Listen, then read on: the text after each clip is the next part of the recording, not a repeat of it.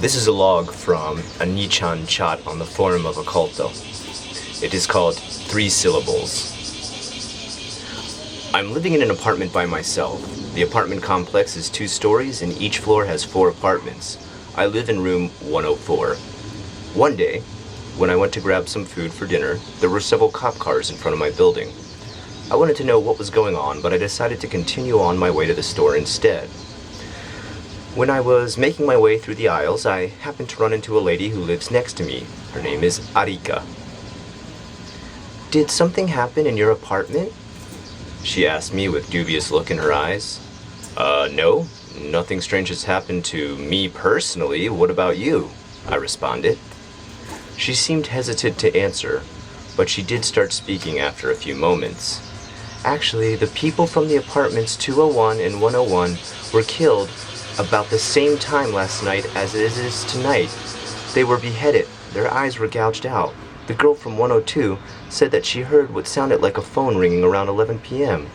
It stopped after a while, and she thought she heard someone say something from 201 and a bit later from 101. She couldn't make it out, but she said it sounded like 3 syllables.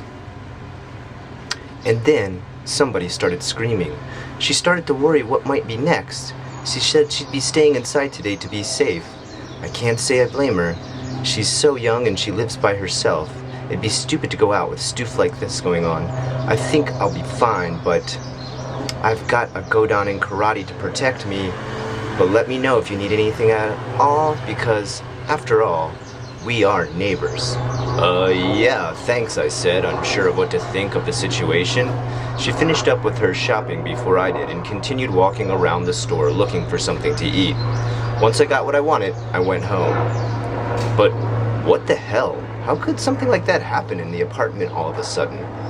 I went to bed early last night and didn't notice anything at all, but just in case, I'm gonna stay up late tonight.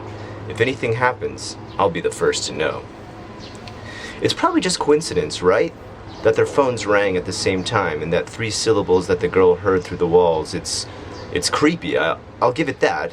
If anything happens to Erica and her husband, I'm gonna be pretty scared. I continued eating my dinner, but I couldn't get rid of all these thoughts going through my head.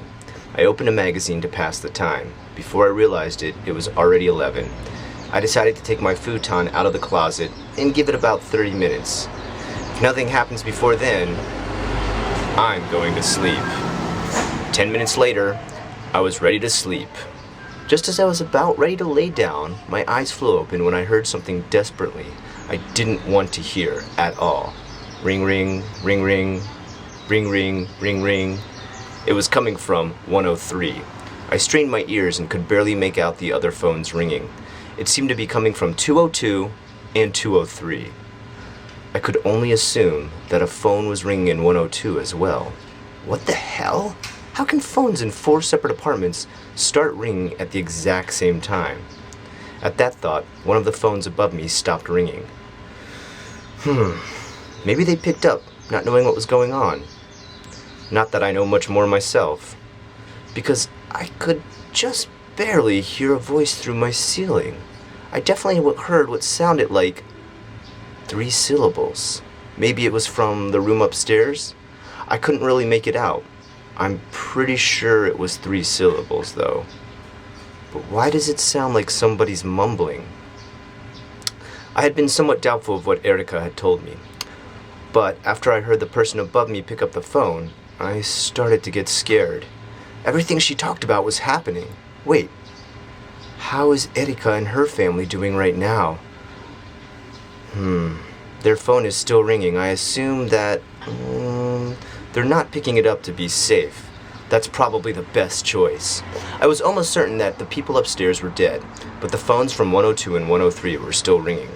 I decided to walk next door to 103 to see what was going on. I put on my shoes and went outside. I knocked at their door and waited. I could still hear their phone through the door. I prayed and hoped they didn't pick it up.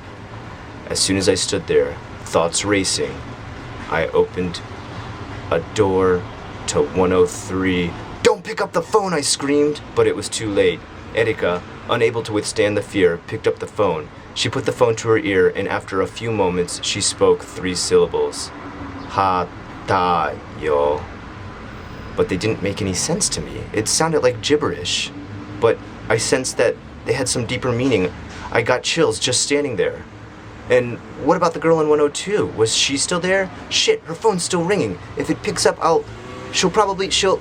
As soon as I started to step towards her door, the phone stopped ringing. I heard it again. Ha, ta, yo. Shit. It's all over. And then the phone started ringing in my apartment. Is the entire building being targeted? Fine then, I'm not gonna pick it up. I'm going to go check on the girl in 102. I walked over to her door and kicked it in, but she was perfectly safe. After her phone started ringing, she hid in a corner of the room. I breathed a sigh of relief until I remembered Erika.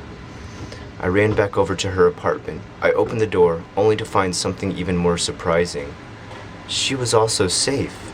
She was shaking and huddled up in a corner. What the heck is going on here? Why were there 2 who answered their phones and they were also spared? Is there some sort of prank? No, that can't be it. The people in 101 and 201 are both beheaded and had their eyes gouged out. Wait, did the people in 101 and 102 pick up their phones? What if you aren't killed after you pick up your phone?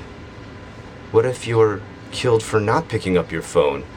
I got chills again. I still haven't picked up my phone, but it's still ringing. Shit! I ran to my apartment as fast as I could. Ring, ring, ring, ring, ring, ring, ring, ring, ring, ring, ring, ring, ring, ring, ring. Thank God it's still ringing. If I pick up, I'm saved, I'm safe. I grabbed my phone and I put it to my ear, but the 3 syllables I heard were not the ones that I expected. You're too late. I then heard a knocking from my door.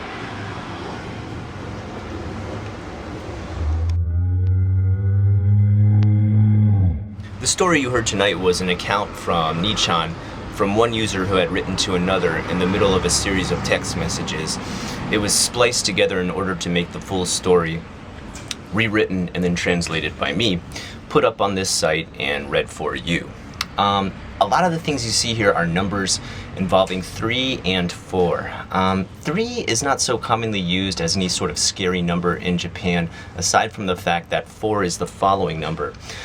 4 in Japan is usually known as yon, but it can also be said as shi. Now the word shi with a different kanji means death, so oftentimes you'll see that the word 4 is kind of a scary number and is the equivalent to like 13 in America. It's sort of a haunting and dark number that is often associated with death or something bad happened, and oftentimes you'll see it taken out of airplanes and also hospital rooms in Japan. Sometimes the number 9 as well, what is Q, and sometimes related to the word kurushi, which also means to suffer or experience extreme pain. Hence that number is sometimes withheld as well. Just a little background on some scary numbers here in Japan. I hope you enjoyed this J-Pasta. I'm Unrested. I'll see you next time.